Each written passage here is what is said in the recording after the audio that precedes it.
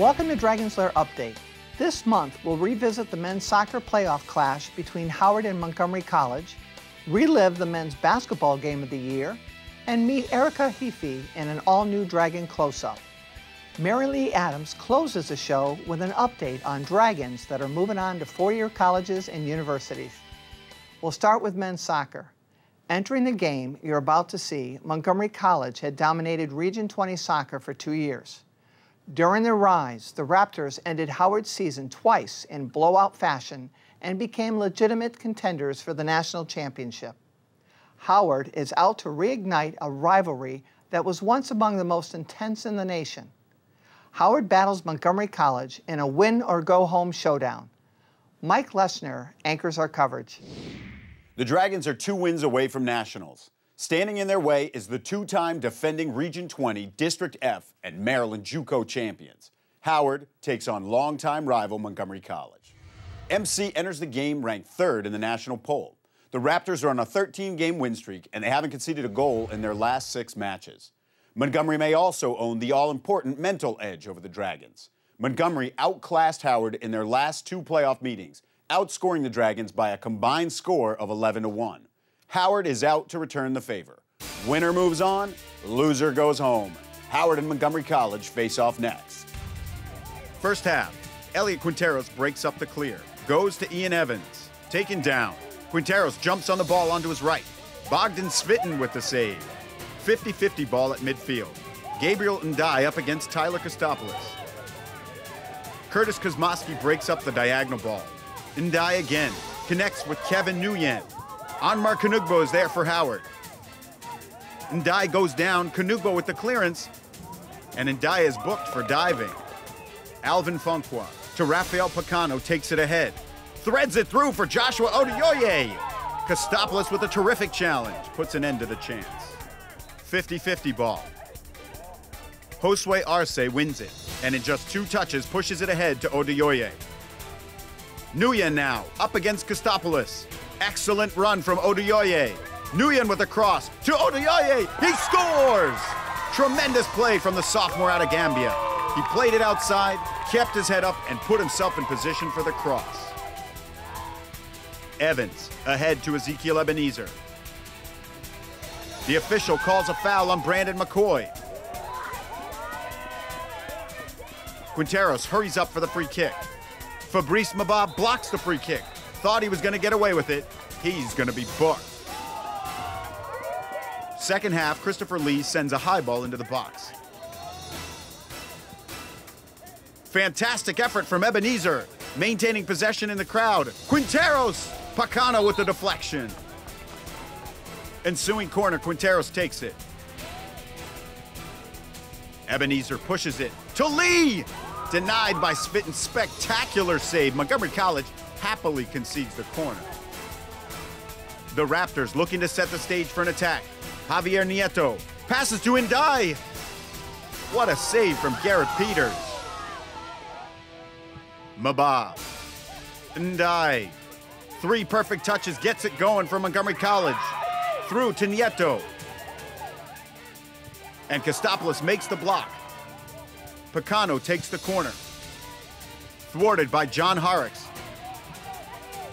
Here comes Howard on the counterattack. Right. Quinteros goes by the sliding MC defender. Jonathan Barron grabs his shirt, still has his shirt, grabs him by the back of the neck and pushes him down. Quinteros pushes him. Blatant foul from Barron, but they'll both be booked. Quinteros has really been influencing the game. He'll have to stay out until the next legal substitution period. Midfield battle, Kosmowski. Diagonal to Ebenezer.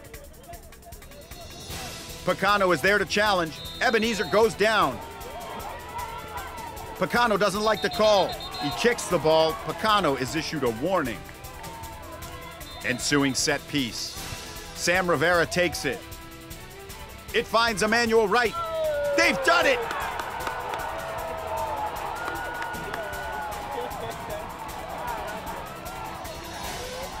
The rivalry has truly been renewed.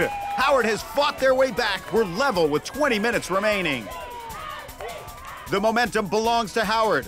Kosmowski. Lee, outstanding footwork. Lee gets down the side. Wright is waiting in the middle. Picano with another foul. Ensuing free kick. Off the shoulder of Picano to Lee. Punched out by Spitton. Finally cleared by Montgomery. Montgomery College is in deeper water than they were expecting. Barron for the Raptors. Goes by two defenders. Kostopoulos flies in and closes him down. We're going to overtime. Overtime rules are as follows. 2 10-minute sudden death overtimes. Next goal wins. Barron hurries down the far touch line. Here comes the cross. Barron! Nieto with the volley, just wide of the mark. Corner kick for Montgomery College. Picano takes it. Barron arrives at the back post. Peters and Kosmowski hit the deck and keep Howard alive. John Jones clears it. So far, the overtime period has been all MC. More of the same here. Nieto breaks up the clear. The cross is to Ndai. He nearly ends it. Throw in for Howard. Montgomery wins the ball back. Nieto beats two Dragons, sprinting into the open field. Three-man break for Montgomery College. Nieto, excellent ball across the field to Barron. Cross to Ndai, sees it, lines it up, and hammers it into the back of the net. Montgomery College is going to the Region 20 final. We just witnessed one of the all-time great games in the state's best JUCO rivalry. Montgomery College 2, Howard 1 is your final. Montgomery College went on to win their third straight Region 20 District F championship, but were upset by Cayuga Community College in the first round of the national tournament. It's time for men's basketball, the game with the best backstory by far. The pregame atmosphere was unrivaled when former head coach Mike Smelkinson returned, this time on the opposing sideline. Coach Dull's Dragons take on Coach Smelkinson's Fighting Owls next. Let's go to Mike Leschner. This is a game people around here have had circled on the calendar for a long time. Howard takes on former head coach Mike Smelkinson and his Harford Fighting Owls. In his 3 seasons at Howard, Coach Smelkinson restored the men's basketball program. Smelkinson inherited a 6-win team in 2011 and led them to nationals in his 2nd season, ending a 20-year title drought. Smelkinson brought 2 of his go-to guys from that team with him to Harford. Brandon Spain and Ali Conde led Howard to victory in the 2013 Region Championship, combining to score 43 points in the final. Last year, Coach Smelkinson's Dragons won the MD JUCO regular season title, ending another 20-year drought before being upset by Potomac State in the Region Championship. Smelkinson did not bring any players from that team with him to Harford. Those players are still at Howard, and they'll be fired up for this one. Chuck, what should we expect to see in this game? This should be a thriller, no doubt about it. A game of attrition, a game of which team is standing at the end. Both teams come in riding a 4-game win streak. Howard has won 7 of its last 9 and is averaging over 90 points per game. They're hot, no doubt about it, but they're giving up 81 points a game. Howard must continue to apply pressure on both sides of the ball. They must get to the free throw line where they're shooting 65%, and they have to convert Harford turnovers into their scoring opportunities. Harford went 5-22 last year. Coach Smelkinson has them at 9-10 this season. Harford's 4-0 with Brandon Spain in the lineup. The former Dragon returned from injury January 3rd. He's averaging a team-high 15 points per game. Chuck, what do you expect to see from Harford? Well, obviously, as you've mentioned, Coach Smelkinson knows this Dragons club very well. He'll have his team pumped up, no doubt about this, and it's a road game for them, a big road game. They'll start out very aggressive on defense. They'll try to limit basket penetration by the Howard guards, and I have a hunch they'll give up the 3-point shot, knowing the Dragons only shoot 29% from behind the arc. Ball control, an issue. Taking time off the clock, a big issue. And the number of possessions Howard gets is a big issue. This matchup will be intense.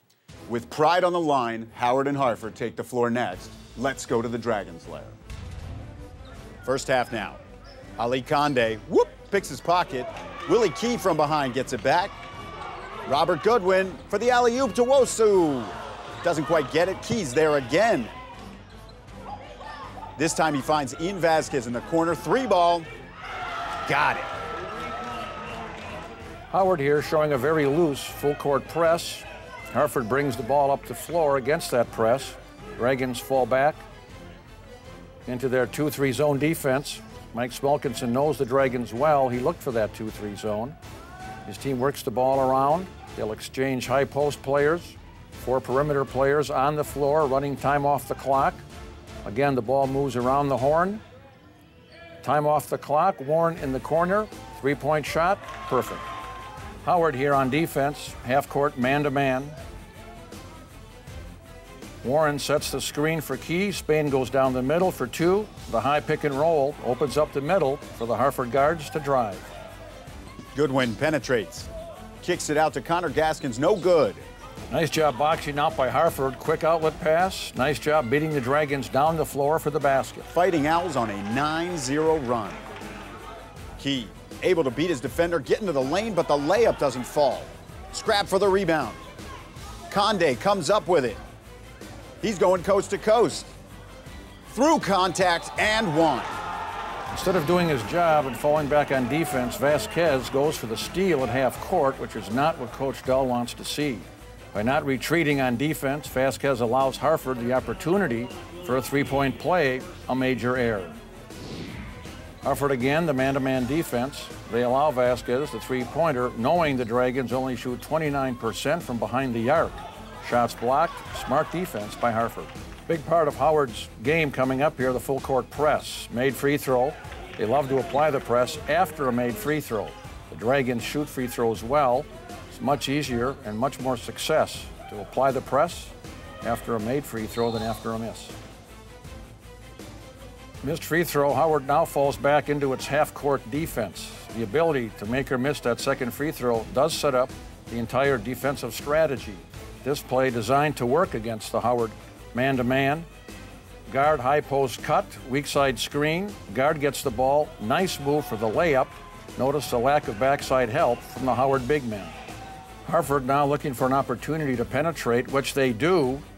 An easy putback for Xavier Cooper. Look how easily he gets to the basket. 1 minute left in the half. Fighting Owls with a 3-point lead. Cooper goes up. Austin Wosu. Vasquez pushes it up the floor. But Brandon Spain forces the turnover and takes it the other way. Now he's got no numbers, so he pulls up and buries the jumper. 12 first-half points for the former Dragon. He leads all scorers at the half. Second half now, 4-point lead for Harford.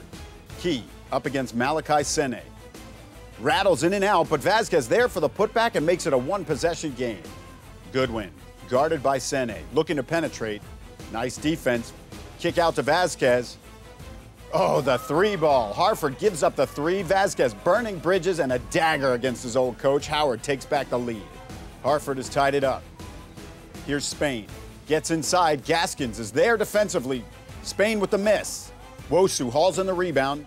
He leads the Dragons with 8 boards. Goodwin now draws some attention in the corner. To Wosu. To Vasquez. Fouled by Spain, his second personal. Vasquez makes his free throws. He scored 7 points coming out of the locker room. Cameron Smith wide open behind the arc. No good, and Gaskins with a huge rebound. Willie Key leads the 3-on-3 break. Takes it himself, left hand, attacks the rim, and he buries it. Big-time play from the sophomore out of Baltimore. The Dragons' Lair is rocking, and Coach Dull showing some passion. His players are eating this up. Here's where the momentum of the game may have switched back in favor of Howard. Minutes into the second half, the Dragons come out on fire. Must have been an inspired Dragon locker room at halftime. After the Harford timeout, Spain driving. Beautiful feed to Cooper with the two-handed flush. Cuts the deficit to 2 points. The freshman out of Rocky Mount, North Carolina, has 9 points. Willie Key against Cedric Hines. Goes right, goes left, pull-up jump shot, and Connor Gaskins with his 5th offensive rebound and the putback.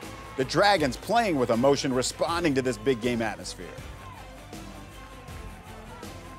Cooper open in the middle. Hines finds him. He gets to the rim and a beautiful finish. 2-point game. 5 minutes in now. Key denied entry into the lane. Bounce pass to Vasquez. Vasquez swings it to the corner. Harford has given up the 3, and Howard's 2 for 3 from 3-point range in the second half. Ali Conde draws 3 Dragons.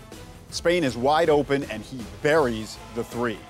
Goodwin, guarded by Conde. Goodwin into the lane. Now it's Will Jackson says, Brandon Spain loves it. Passion on both sides of this young rivalry. 13 minutes to play now, tied at 49. Willie Key all the way to the rack, and he regains the lead for Howard. The sophomore out of Parkville High School has 12. Next Howard possession, Goodwin. Goes right, stops, pops off the glass. Dragons have a 4-point advantage. Other end of the court now, Spain. Terrific pass to Sene. Down low to Jackson. Wosu, great reaction, clean block. Key outworks 2 Owls, and Gaskins secures it for Howard. Goodwin pushes the ball, and officials here call a foul on Spain. Then they hit him with a tee. Vasquez and Goodwin sink all their free throws, and they extend the lead to 8. Spain goes to the bench. Hines once again. Down low to Jackson. Gaskins with the block. Wosu with the block. Here's an example of Wosu and Gaskins really stepping up on the defensive end. They make it extremely difficult for Harford to get any easy baskets. 9 minutes left. 7-point lead for Howard. Key checked by Tony Floyd. Great penetration here from Key. Alley-oop to Wosu, who was fouled. Harford seems to be standing around, perhaps tired, knowing their chances of victory are fading badly. Wosu missed the free throw. Gaskins grabbed a rebound, his 12th of the night. And here's number 13 with the putback bucket for the Randallstown High School grad. Harford not done yet. Coach Smelkinson's Fighting Owls on a 4-0 run. Floyd denying Key the lane. Hines gets a hand on the ball. Gaskins now looking to penetrate. Cooper. Harford asserting themselves on defense. Still 7 minutes remaining. Howard's lead is down to 5. Vasquez attacking the basket, collides with Conde. It's going against Harford. Vasquez fought through the pain, converts both free throws. Hines on the drive, outside to Floyd. Brandon Roberson's all over him. Hines, baseline. Goodwin hits it off the knee of Hines. That is not what Coach Smelkinson wants to see.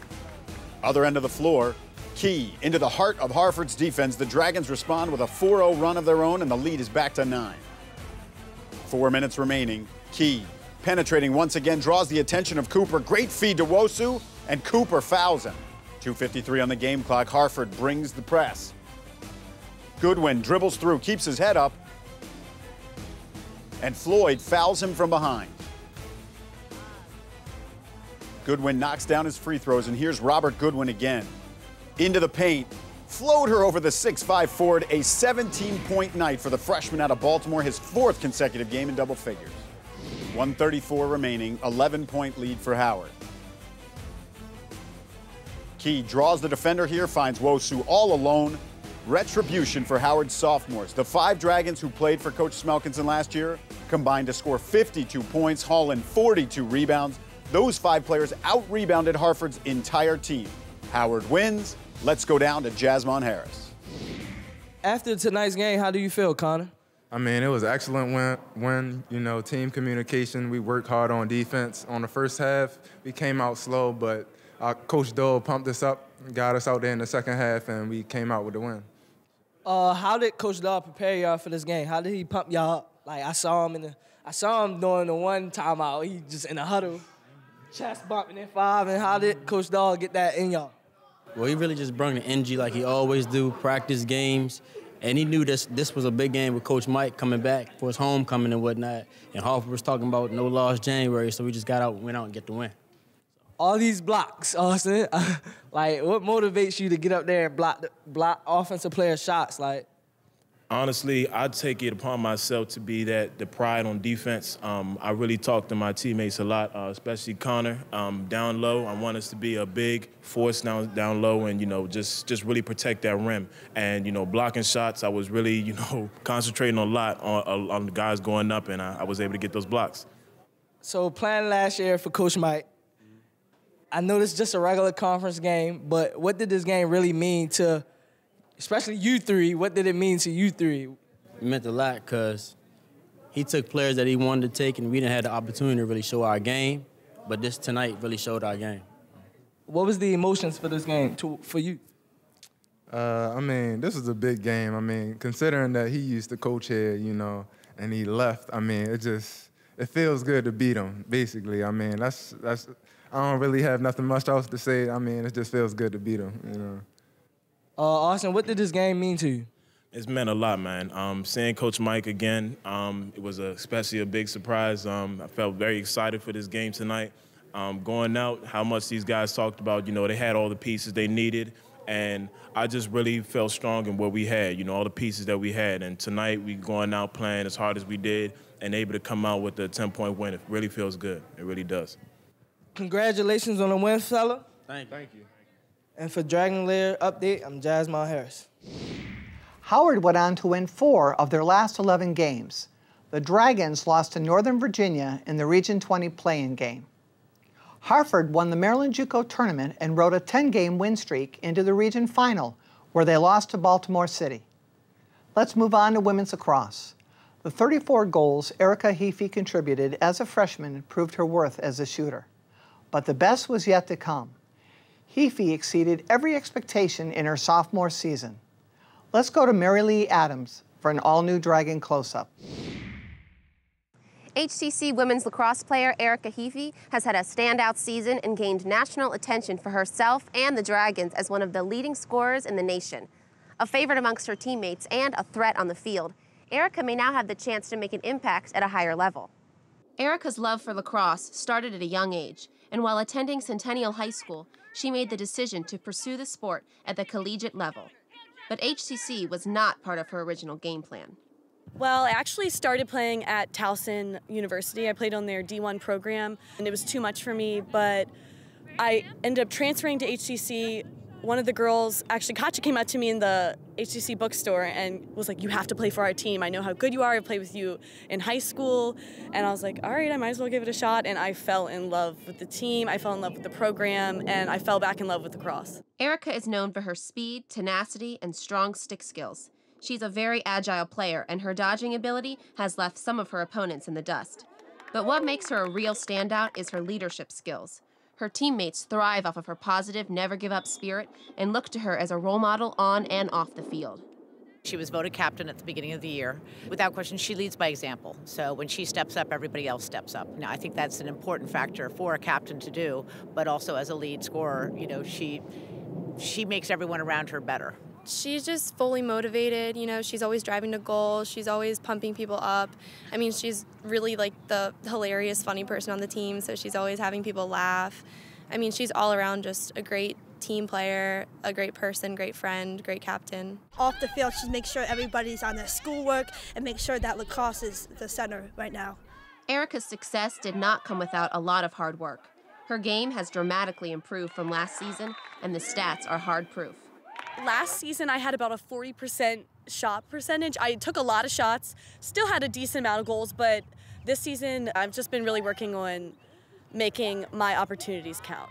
Not that you should ever look at your stats because it'll only get in your head, but I mean, even by that, her shooting percentage is insane now. I mean, she's going to goal more, she's getting it in the goal more. Now she can just take a person one-on-one, and basically when we need a goal, we know we can get a goal from her. With such a stellar season, Erica has gained the attention of several four-year programs, all vying to have her join their roster. There's a number of schools that are very interested in her. There's been a big explosion of Division II schools in the nation, and they have a lot of money to give, and Erica could really come in and make a positive impact right away. I'm looking into playing on a D2 program. I haven't decided where yet, but I'm looking at Florida Tech, Wingate, Florida Southern, possibly Salisbury, which is a D3 program, but yeah, undecided, but talking to coaches. I hope that she just finds the right place so that she can blossom and grow, because her maturity has just really, really grown since she's been here. And I think that she really wants this. She really enjoys playing. I think she gets a great deal out of it. HCC has been a platform for Erica to really hone in her skills and refocus on the sport that means so much to her. They've really allowed me to grow as an offensive player, as a captain. I've never really been on a team where I've been an offensive leader. I've actually played defense. I've played midfield and a lot of defense. HCC has been my first opportunity to really lead the team in goals and assists and stuff like that. We were just talking at our sophomore game, the celebration, and she started crying, because she's going to miss us and she's going to miss the game. I mean, you can't not. It's like her life. It's like a second family. She's definitely going to go on wherever it is. I don't know. But we've talked, and she's definitely going to go on and play and get another second family. With Erica's talent and passion for the game, she should be a force to be reckoned with wherever she ends up.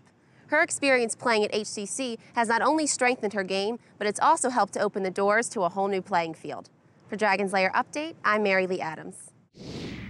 Erica Heaphy earned first-team All-American honors, finished second in the nation with 65 goals, and led the nation in goals per game with an average of 5.4. Now it's time for an update on Dragons that are headed to four-year schools. Let's go to MaryLee Adams. HCC has had a great year in sports with over 14 of their athletes going on to play at four-year schools. Soccer star Lisa Bianchini is one of these athletes. She made quite a name for herself over her 2 years at HCC and is now taking on a new title, Division I soccer player. When Lisa first came to HCC, she knew she wanted to play soccer, but had no idea that her experience here would lead her beyond her wildest dreams, playing on the University of Maryland's Division I women's soccer team. So how did Lisa earn a spot on this prestigious roster? I've lived in the area my whole life, so I've always been a Maryland fan. The program there has always just been a powerhouse. It's a great team, so I figured if I didn't at least try, then I would regret it forever. Without Coach Kate and Coach Athena, I would not be here today. Without Kate's the main reason why I'm playing at Maryland, she reached out to their coaches and told them about our season and everything, so without her, I wouldn't be here at all. It's funny because a lot of the people that I tell that I play at Maryland now, they think that I just woke up one day and tried out for the team, but they don't know that I've been training every day and practicing for the last 2 years. So without HCC, I definitely would not have been prepared to play at Maryland. Along with Lisa, HCC has many other athletes headed to play at four-year colleges in the fall. Coming off of Coach Dull's first season coaching for the Dragons, his men's basketball team alone has 5. Sophomore captain Willie Key, along with fellow teammates Austin Wosu and Jasmine Harris, are heading to play at Penn State Harrisburg, a competitive Division III program. Ian Vasquez, another sophomore captain, will be playing at Mansfield University, and sophomore forward Connor Gaskins will be playing at Claflin University in the fall. The men and women's lacrosse teams had strong seasons, both narrowly missing trips to nationals. With such a versatile and dynamic group of players, the men's lacrosse team has 6 Dragons going on to play at four-year colleges. Sophomore captain and Baltimore native Jerron Brooks will head to Belmont Abbey, a Division II program in North Carolina, along with 2 of his teammates, Clint Lewis and Andrew Cilio. Freshman defender Kevin Forazanda will play at Grand Valley State. Sophomore midfielder Cody Martin will play at Salisbury University, a top Division III program, and Canadian native and sophomore Jared Riley will play at Davenport University, a recently turned Division I program in Michigan. Switching to women's lacrosse, Erica Heaphy, who gained much attention this past season as one of the leading scorers in the nation, has decided on Salisbury University, a highly competitive Division III program. With so many success stories coming out of HCC athletics this year, it's safe to say that the Dragons programs have been crucial building blocks for these aspiring athletes. For Dragons Lair Update, I'm MaryLee Adams. Have a great summer. Congratulations to everyone transferring to a four-year school. Fall sports return to the Dragons Lair in September. You can watch full episodes of Dragons Lair Update at youtube.com/HCC Dragon Sports. Thanks for watching, and remember, go Dragons!